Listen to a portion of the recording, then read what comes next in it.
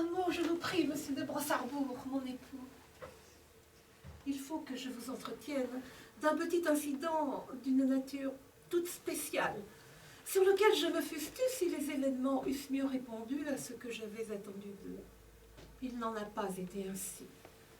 Je dois maintenant tout vous dire. Préparez-vous à quelque chose d'énorme. L'honneur des Brossarbourg, monsieur. L'honneur des Brossarbourg, madame, dites-vous? L'honneur? L'honneur des Brossarbourg, monsieur, est à tout jamais dans le ciel. Dans l'honneur? Qu'entends-je? Le nom de votre complice, madame. Ah, tête Dieu, le nom de cet homme, à l'instant même. Ah, je l'ignore. C'est une tragique et mystérieuse histoire dont je vais vous faire le récit à présent. Écoutez et jugez du reste. Vous vous souvenez, en novembre dernier, vous conviâtes quelques-uns de vos amis à venir séjourner au château afin de faire avec vous l'ouverture de la chasse. Ils vinrent au nombre de 6. Le vicomte de la Motte-Dame, le général baron de la Rossardière, le monsieur de Poilu-Boudin, le chevalier de Mépied. Oui, Oscar de Potrépéto, et le docteur Bougredane, parfaitement, et bien. Eh bien voici, quelques jours après leur arrivée, je me tenais en ma chambre pour changer de linge, avant de descendre présider le dîner.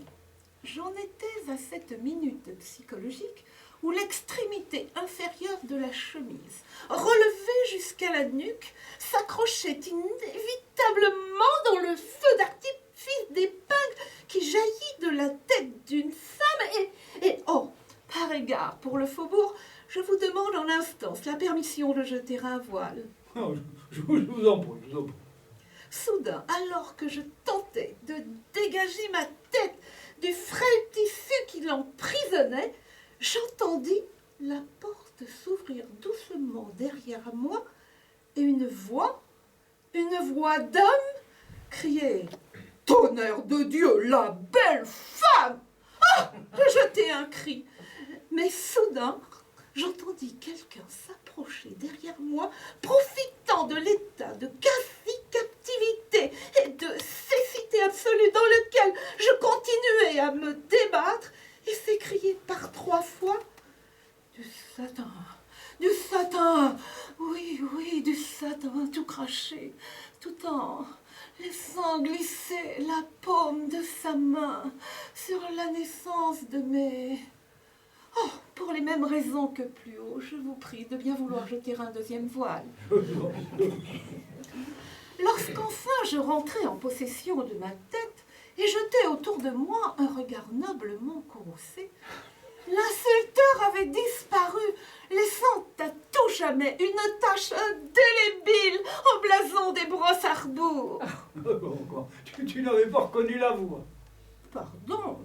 À quelques intonations canailles, j'avais cru reconnaître la voix de monsieur de Proutrépéto. Je résolus de tirer l'affaire au clair, afin d'arracher à ce faux gentilhomme l'aveu de sa félonie et pouvoir ensuite le punir de la façon la plus éclatante qu'il soit. Usant des armes que la nature nous a données, le charme, la coquetterie et la séduction, je l'invitai en un rendez-vous qui devait être un guet-apens. Il céda. Et une nuit, alors que tout dormait, je lui ouvris ma porte, puis ma couche. Et là?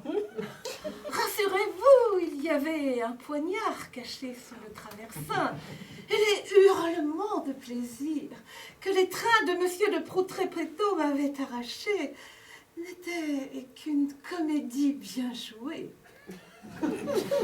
Lorsque je le sentis mûr pour l'aveu, gorgé de volupté raffinée, prêt à exhaler son âme dans l'ivresse d'un spasme suprême, je me penchai sur lui et d'un petit rire badin, « Petit cochon, lui dis-je, c'est toi qui l'autre nuit est venu en ma nuit dans ma chambre pendant que je changeais de chemise. » Et en même temps, ma main impatiente taquinait le manche du poignard.